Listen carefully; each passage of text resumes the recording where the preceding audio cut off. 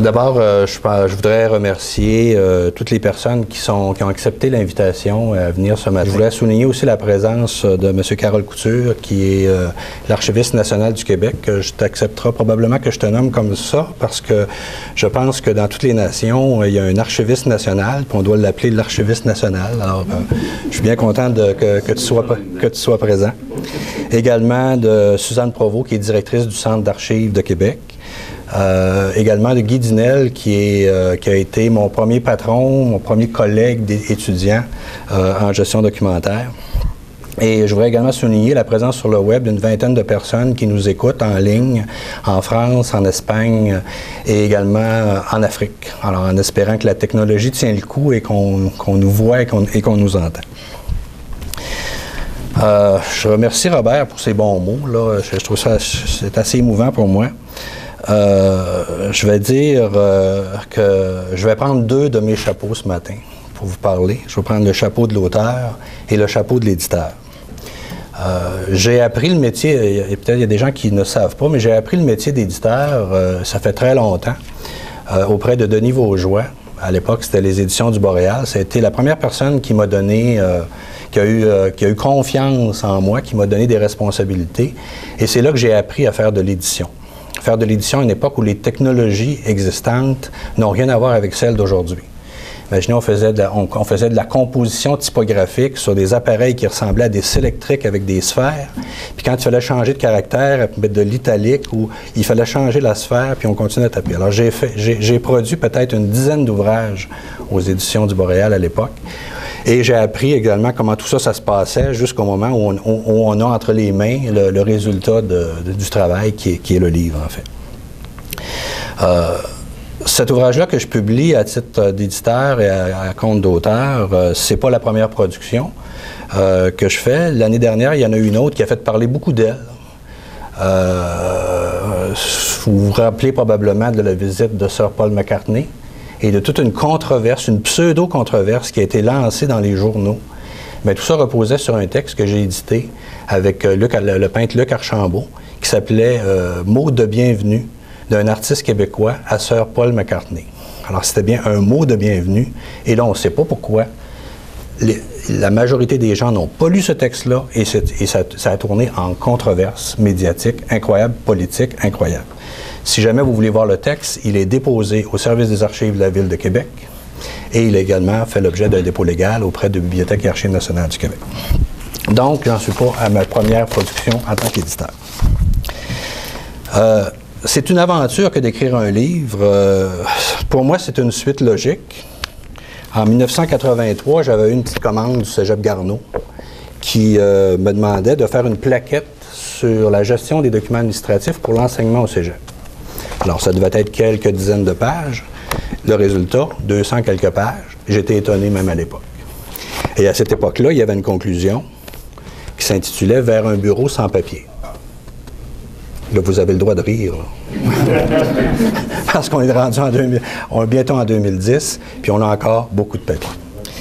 Alors, cet ouvrage-là a été ensuite réédité sous différents titres pour aboutir à l'ouvrage que je vous présente aujourd'hui. Dans l'aventure de l'écriture d'un livre, il y a différentes étapes. Il y a d'abord l'étape cogitation, c'est-à-dire se demander est-ce qu'on a quelque chose à dire, puis comment on devrait présenter, comment devrait se présenter un ouvrage sur le sujet. Est-ce qu'on a tout dit déjà ou est-ce qu'il y a encore des choses à dire? Après cette étape de cogitation, on passe à l'étape de rédaction d'un plan de travail initial, une page ou deux avec des grandes idées. Ce que j'ai essayé d'innover dans la rédaction de cet ouvrage-là en me disant, je vais mettre ça en ligne sur le web, le plan de rédaction, et au fur et à mesure que j'avance dans mes idées, je vais proposer un contenu et espérer avoir des recommandations, des propositions d'ajustement pour compléter le contenu. Alors, c'est ce que j'ai fait, je l'ai mis sur mon blog, et à tous les vendredis de chaque semaine, depuis à peu près 1 an, je déposais l'état de rédaction du plan de la table des matières futures du livre. Et j'ai eu des commentaires, j'ai eu des suggestions. Il y a une section dans ce livre-là qui porte sur les facteurs de succès, qui m'a été carrément suggérée par un collègue africain. Alors, j'ai tenu compte de ces recommandations, de ces propositions-là, et je me suis lancé dans l'écriture. Alors, on écrit les modules dans l'ordre, dans le désordre, ça n'a pas tellement d'importance. Ensuite, on passe à la révision stylistique, parce que si c'est bien écrit, c'est pas de ma faute, c'est de la faute de mes réviseurs. Parce qu'on me dit que je fais toujours des phrases très longues. D'ailleurs, je vais parler très longuement ce matin, ça l'illustre bien. Mais je fais des phrases très longues.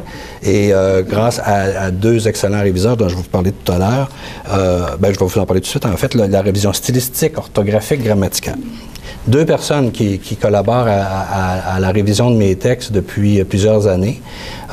Ma conjointe, Denise Latulippe, qui, elle, regarde ça avec un œil au niveau de la rédaction comme telle, mais également comme étant une personne qui ne travaille pas dans le domaine. Donc, c'est une bonne critique. Elle est en mesure de me faire d'excellentes suggestions. D'ailleurs, je pense qu'elle est quasiment rendue aussi bonne que moi en gestion documentaire parce qu'elle en entend parler tous les jours, tous les soirs. Que je sois emballé ou découragé, déprimé, je pense qu'elle connaît à peu près tous les éléments, tout ce qui concerne la gestion documentaire. Et l'autre personne qui m'accompagne à ce niveau-là, c'est Robert Garon, qui a été comme je disais tout à l'heure, c'était la personne qui m'a formé dans le domaine. Avec Guy, on était 2, Guy Dinel, on était 2 étudiants qui avons commencé notre carrière immédiatement après avoir étudié à l'Université Laval et suite au stage en archivistique qu'on avait suivi ensemble. Alors Robert, évidemment, regarde ça aussi d'un point de vue stylistique parce qu'il y a de très bonnes idées à ce niveau-là, mais il regarde ça aussi d'un point de vue de contenu.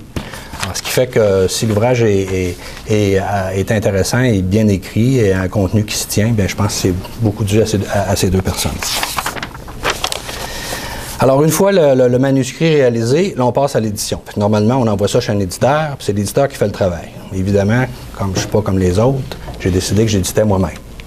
Alors, on passe donc aux étapes d'édition normales, qui sont la mise en page, préparer la couverture, préparer les tableaux, les dessins, les graphiques, se donner comme objectif de faire un index thématique. Et si quelqu'un a déjà fait un index, si vous savez ce que c'est quelque chose qui n'est pas relativement simple à faire. Choisir un imprimeur, production des épreuves, on voit la première épreuve et là, ça commence à devenir impressionnant, intéressant. Ensuite, on passe à l'impression, la reliure et arrive le produit fini.